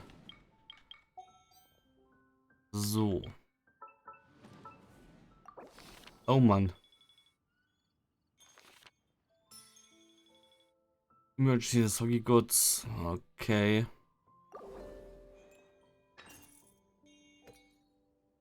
Gut, aber ich muss mal ganz kurz nochmal pausen. Moment. So, ja da. Controller, hallo? Achso, ich habe rausgetappt offenbar. Warum habe ich rausgetappt? So, warte mal, was muss ich jetzt machen? Hier ist ein Emergency. This won't do. There won't be any end to this. What's wrong, Matt? What's up with the store? It's an odd problem. I have some daily necessities that have been shipped to my store. And they have been blah blah blah. I was hoping to dry them while we were open. In hopes they would be ready to sell for cheap at the end of the festival. But the Sunshine Monster is too gentle and we are here beside the lake, where the air summit. So far nothing has gone as planned. If it goes on like this, our daily necessities will get moldy. This is a bit tricky. Maybe we can make a fire to dry the shipment, but that would be too dangerous to burn out and Leah would stop it. We could try using flaming flowers, daemons. How about using Anemokrana? I mean, blowing the goods dry with the strong wind from the Anemokrana? The wind will be strong enough for sure, but won't blow the goods away. Blow the goods away. Perhaps you can tie the box together and increase their total weight that way. That's not a bad idea. I send someone to find Anemokrana right now, and I'll send all the supplies over. Thank you both very much. Please accept this as a token of my gratitude. New shop stratagems. Okay. Ja, gut, ich muss eh irgendwas freischalten. Oh, das war schon. Gut, erstmal hier. So. Achso, halt, da war auch noch ein Moment. Quality Minimus. For quality reaches its target, the shop earnings increase by for the current customer flow. Ach so. Efficient arrangements when business eventually reaches target, the shop's earnings will increase by 30. Aha. Service and supply when holistic service reaches its target. Mhm.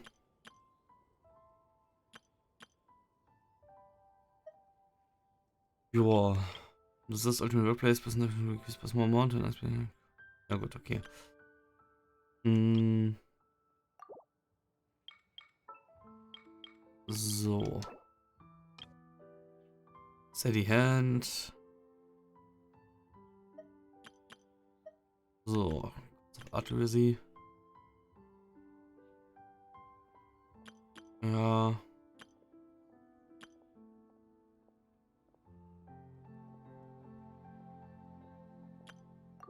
Ja, mal gucken.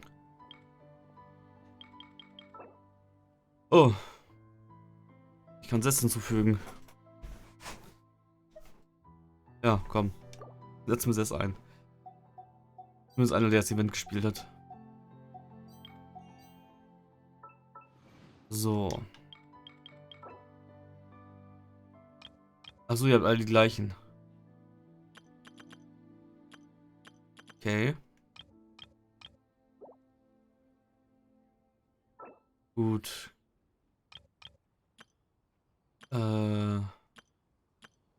Feedback, was hier? No cost. Was?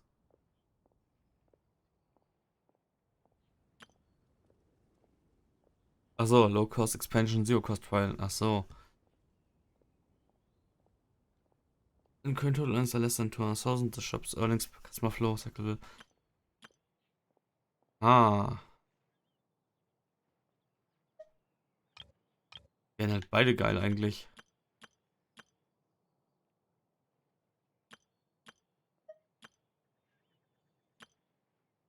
Achso, die kann auch. Ah, jeder kann immer nur einen nehmen.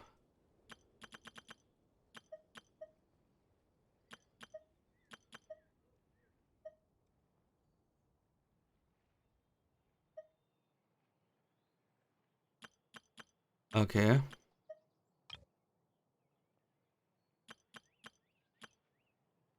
Was ich jetzt mache. Und dann dem Store das weg. Ja, okay. Okay. Dann trimme ich dich auf Qualität.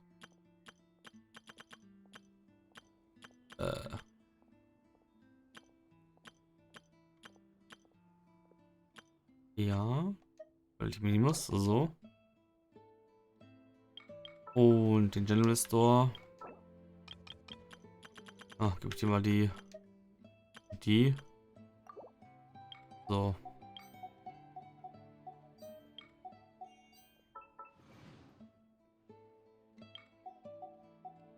Das wird hart, glaube ich. Ja.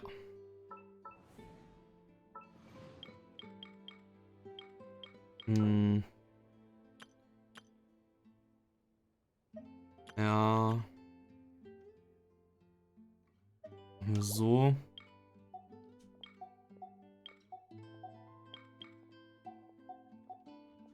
Ne, ist das auch nicht. I. Okay. Dann so. So. Ja gut, aber so schiebe ich nur das rüber.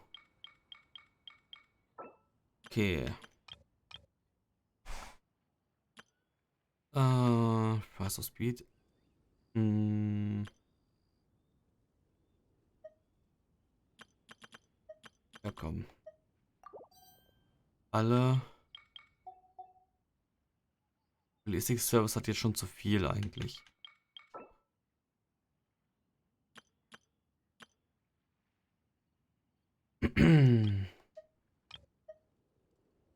So.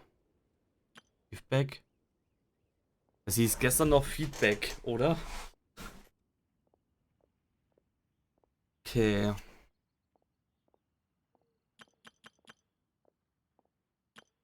Weil wäre nicht sogar Holistic denn hier besser. Weil das kriege ich so oder so. So, dann... Ach, das ist auch nur so hoch wegen Sess. Ah, okay. Ja. Gott, mache ich daraus gerade ein Produkt hier. All around. Und...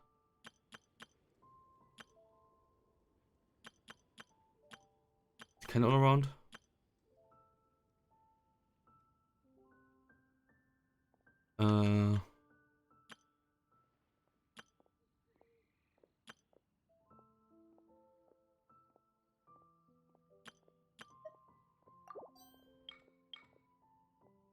Ja, nee, das ist schon wieder so viel. Der ist auch schon deutlich drüber. Das ist ja so deutlich drüber. Business Efficiency.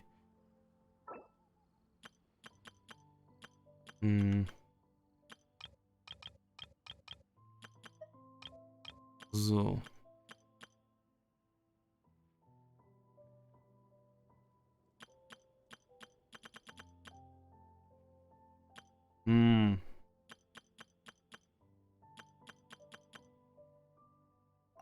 So.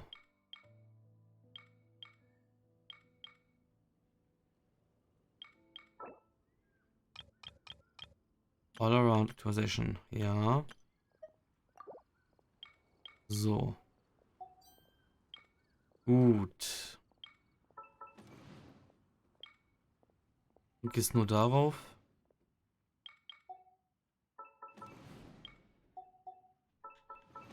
So.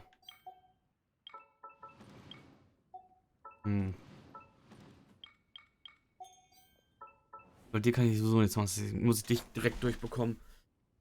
Du boostest nur das. So, jetzt geht's an euch. 20.000 habe ich noch. Die habe ich nicht. Habe ich insgesamt nur. Ui.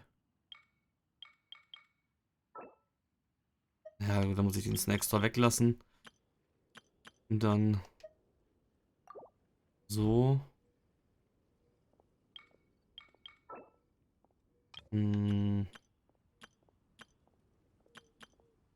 Even-handedly und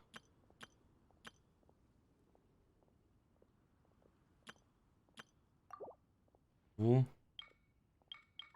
Halt. Den muss ich noch hochbekommen. Ich muss noch den hochbekommen. Der Holistik brauche ich halt nichts eigentlich. Scheiße. Das ist ein nerviges Spiel.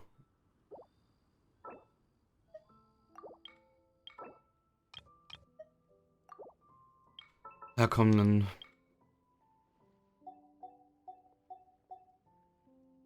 Business Efficiency muss ich hier hochhauen. So. Bei dem Mittelding. Mittelding Amount. So, dann habe ich dich fertig. Quality muss ich hochhauen.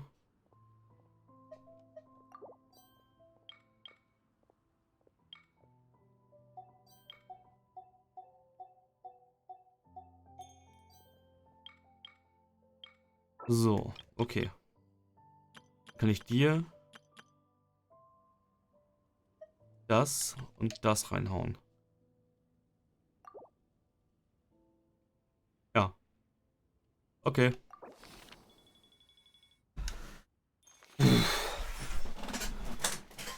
Hat sich das gelohnt? Keine Ahnung. Next Cycle.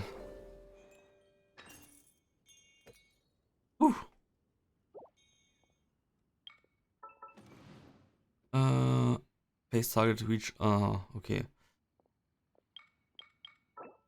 So. Ja, noch was? Nö. Vertical. So. So, hier habe ich noch gar nichts. Wenn es dieses Minispiel jetzt noch in jeder Phase weitermachen muss, bis 1 Million hoch, ist ja ekelhaft.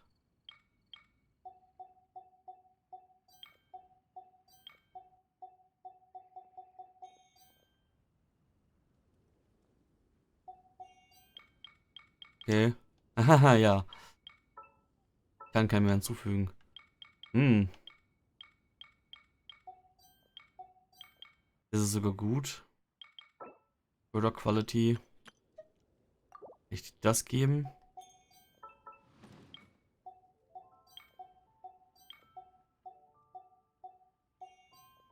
Ah.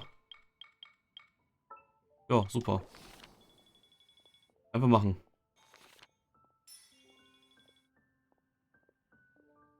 So. Zwischen Bizarre, Klientel. General Good Shops, Business, Financial Flower Shops, Holistic Service. We must win for one Customer Flow Cycle. I. Okay. Achso, dann kann ich jetzt auch munterfröhlich weitermachen. Das ist nur für die Belohnung. Okay. Gut, dann geht das Ganze jetzt die ganze Zeit so weiter. Seht ihr das richtig? Gut. Jetzt mal. General Goods Store. Da. Okay. Ja, du brauchst Service jetzt definitiv einen Boost.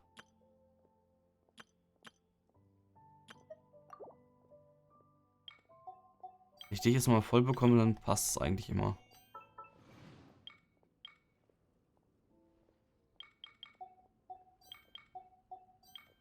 So, Business Efficiency, was war das? Ist schon mittelmäßig. Ah, okay.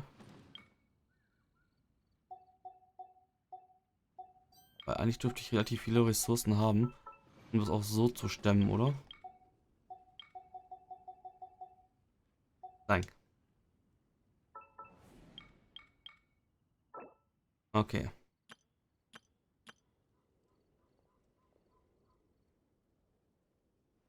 Dann nehmen wir das mal weg.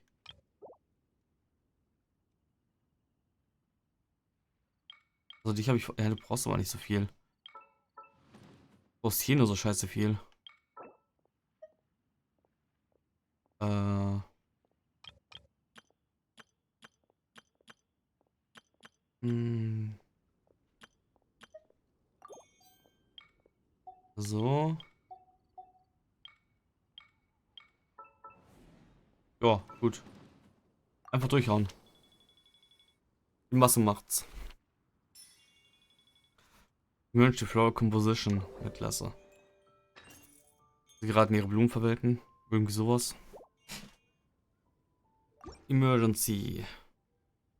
Arranging flowers really is a science unto itself. Ikebana? Hmm? Are you running into any problems, Pauline? It's not really a big deal. Usually, I always sell flowers by variety because I think they would be clear to customers at a glance. Recently, I heard that combining several kinds of flowers can make them complement each other and look more beautiful. I try to match the different flowers, and although I don't quite understand how it works, business of the shop during the festival is significantly more busy.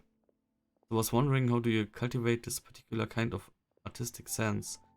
Do you have to do you have to find a professional mentor? What Pauline said is definitely something worth thinking about. What do you think, Onisha? Go with something that matches your inspiration. Go look for some reference books first. Go with something that matches your inspiration. That's right, inspiration does work really well sometimes. You know, you put some random flaws together and that made the store's business later better, just like that.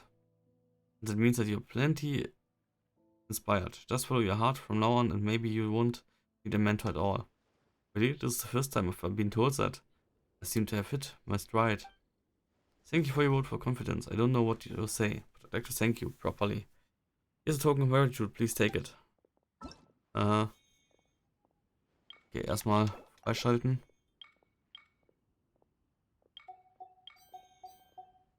Hier relativ wenig. Mit Capital Returns, wenn...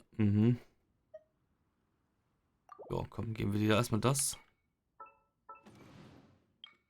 Oh. Ja. Das scheint eine easy Runde zu sein.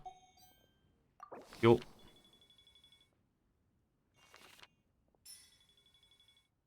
Zack.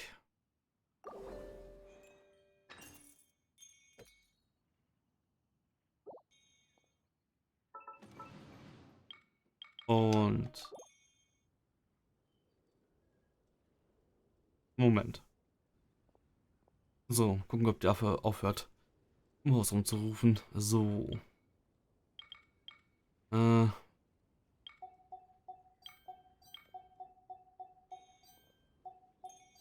So, erstmal alle hochbringen irgendwie.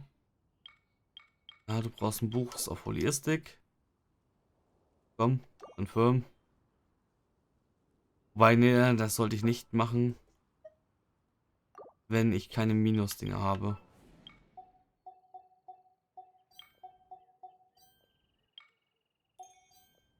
Achso, ich habe 50.000 zur Verfügung. Ja, komm. Scheiß drauf. Ich Bock jetzt immer wieder alles umzuändern, nur für minimale positive Ereignisse. Ja,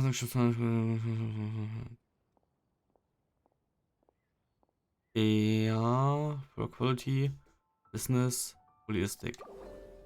Okay.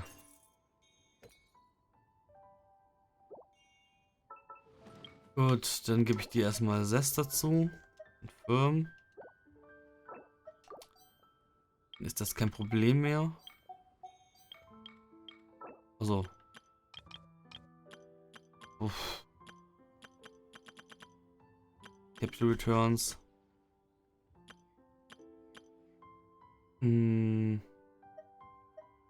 Take this. So ist jetzt gerade das.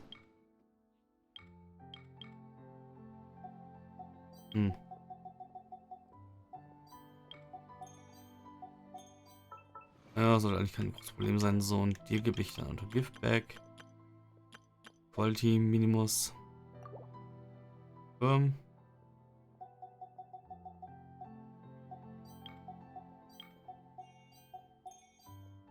So.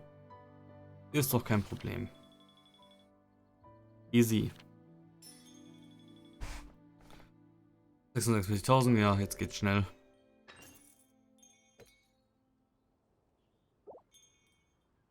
Emergency. Honorary Night, Paimon. There's one more thing for you to decide. Alright, we'll help. What do you need? The peak time of Wine Laser Fest will soon be over. Some shopkeeper estimates that they will have some surplus in stock and plan to donate to us. Isn't that a good thing? Surplus stock sounds like a bad thing, but they seem to mean well. We might not be able to sell at all. Honorary Night has a good point. Our ability to sell is also limited. After these goods are donated to us, we might not be able to sell them and they might accumulate. After day dynasties and food would soon go bad, which would be a waste of good intentions. Pern didn't think about that. Which always seems to know best. Perhaps we should politely decline after explaining our reasons. Would it be reasonable to the Knights of Avonius?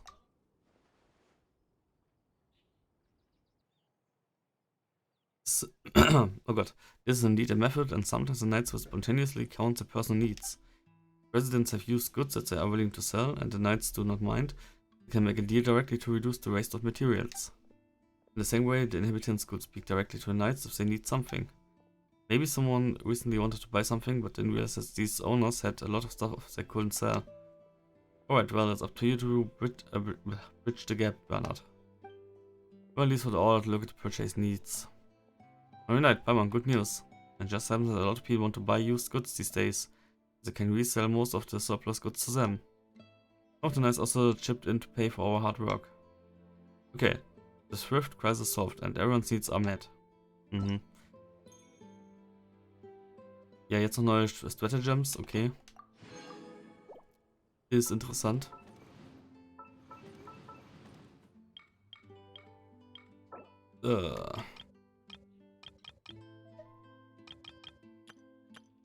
Komm. Ich habe so viel verfügbar. Okay, ich glaube, dann ist hier ruhig. Zack, zack, zack. Zack, zack. Ach, kein Bock jetzt zu gucken, welche Sachen alle mehr geben. Einfach nehmen. Alter, dieser Hund.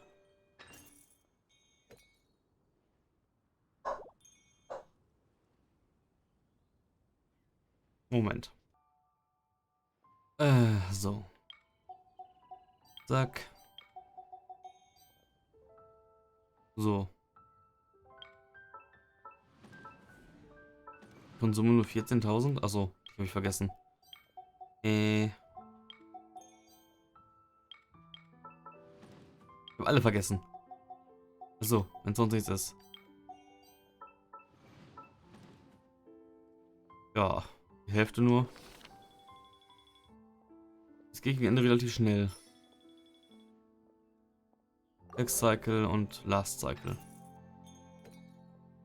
Man könnte wahrscheinlich einen Highscore aufstellen, wie viele man braucht, also wie viele Cycles bis man alles hat, aber naja. I don't care. Bam, bam, bam, bam, bam, bam.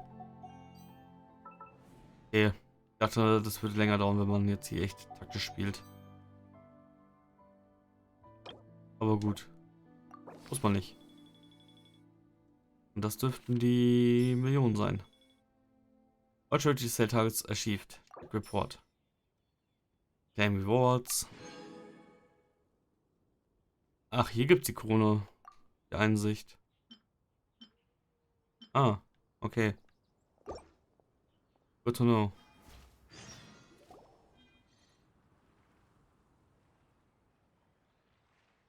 Ah, einmal Jula, okay. Yeah, Amber, you're here!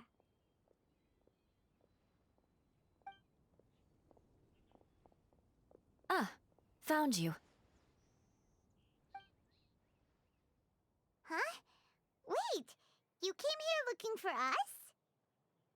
Of course! Do you have any idea how popular your charity stall is? Everyone's been talking about it. Favonian Goodies and Buddies, run by the honorary knight and their sidekick, is selling all kinds of fantastic treasures, and even giving away some wonderful others for free. Don't miss out! So after all that, Paimon's back to being the sidekick? Still, Paimon's really happy to hear that people are giving good reviews. It's all thanks to our customers. Ich esse überhaupt nicht gerade nebenbei.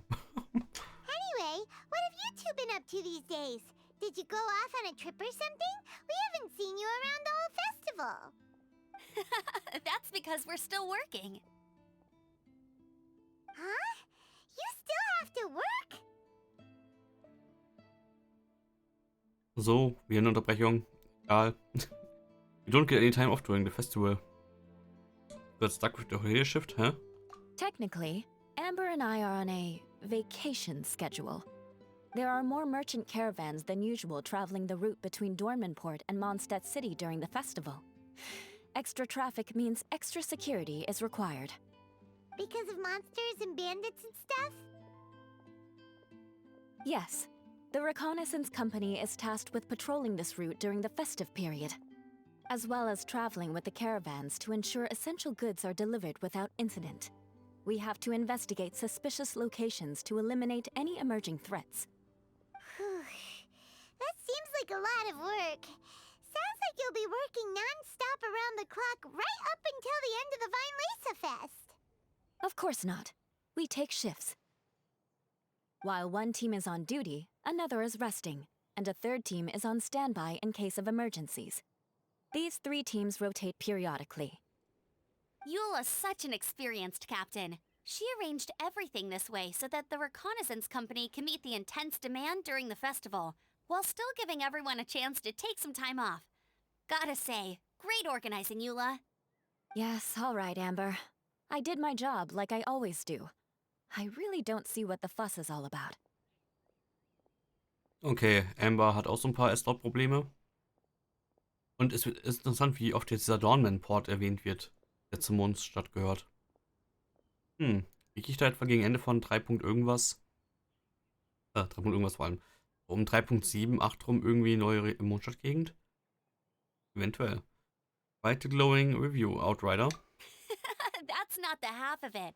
When you've got the time, I should tell you the story of when Eula got made captain. Now that's a good one.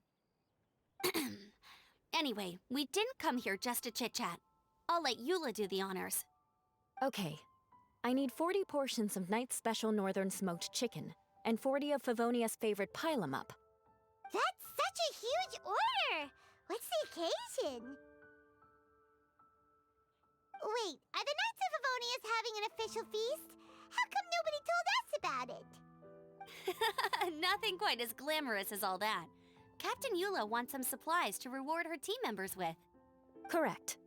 Scouts use up an enormous amount of energy in a single day. Each meal, they eat enough to feed 4 to 5 normal people. Plus, a long-standing member has recently returned to our ranks after a long absence. I thought it would be fitting to celebrate the occasion. Of all the things I could have bought, I thought it would be best to have the money go to you. That way, I can support a charitable cause while I'm at it. Paimon agrees. You made the right decision, Eula. It's what we business owners call a win-win situation. Thank you for your generous contribution. Also, about this long-standing member you mentioned, is it that guy we met recently? Mika, the frontline land surveyor. He was a vital member of our team before the Grandmaster borrowed him for the expedition. Mika! Yeah, that's the one! Paimon never would have thought that shy little guy was such a strong knight. But he seems scared of us. He barely said 2 words before running away. Mika's not afraid of you guys. That was his way of showing respect to you. Although, admittedly, it is kind of a roundabout way of doing it. He thinks all mighty people have unique personalities and prefers to understand what makes them tick and the way they think before properly interacting with them. He says it makes it easier to communicate that way. He was the same way toward me and Amber at first. As we gradually got to know each other, he started acting more naturally. Interesting. Sounds like Mika's the one with the unique personality. I remember that. It'll just take a little time, that's all. You are a high-profile figure within the Knights of Favonius. As his commanding officer, I have a duty to make sure no misunderstandings arise between you. It's all right, Eula. We get it. You're just looking after him. Wait, Eula, did you just pay for my portion too? I was supposed to pay for mine separately. I'm not an official member of the reconnaissance company. If you want to get official about it, then fine. It's officially my treat. There, now stop worrying. Oh, thanks to Eula and Amber, we made a whole day's worth of Mora in one fell swoop! Honorary Knight, Paimon, I have the most wonderful news. Thanks to your sterling efforts, the funds we've raised in this charity sale have blown our original predictions right out of the water. It's a phenomenal success! Paimon told you so! We're good at this stuff! Great work, everyone. You did great as well, Bernard. Was hat er gemacht? Nichts. But you two deserve all the credit. It's your expert management that made this event what it was. I've handed over all the revenue to the person responsible for managing our charitable funds. And with that, the event finally comes to a close. As a gesture of our appreciation, we'd like to give you both a fee for all your hard work. You've more than earned it. After this, I feel like I could even run a shop of my own in the future. Maybe we'll get the chance to work together one day. It feels like we accomplished a lot together. If the chance ever comes up, let's do it again!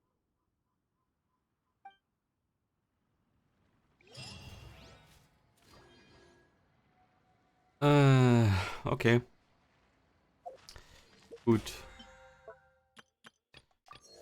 Zack. Zack. Da. 49, achso. Yay, neue Waffe. Irgendwie. Weiß nicht, ob ich die hochlevel. Also bis 80 wahrscheinlich schon. 450 ungefähr. An blauen Kristallen. Aber ich denke schon. Für irgendwen wird die ja irgendwann mal nützlich sein. So. Hä? Achso, letzte hier noch. Gut. Ja, dann mal gucken, wie weit ich den Speer hochhauen kann schon. Was habe ich an Upgrade Materials? Ja gut, ja, ich habe mehr als genug.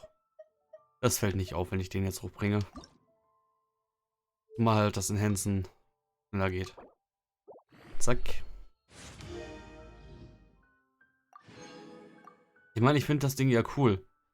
Aber ist es nicht mit der Waffe jetzt irgendwie sinnvoller? Mit der unteren Seite zuzustechen? Wobei, ach so, ich dachte, die Flügel wären offen. Nee, die Flügel sind gar nicht offen. Es ist nur eine Klinge oben, die Flügel. Ja gut, dann geht's noch. Trotzdem ein bisschen zu sehr verziert, wenn man mich fragt.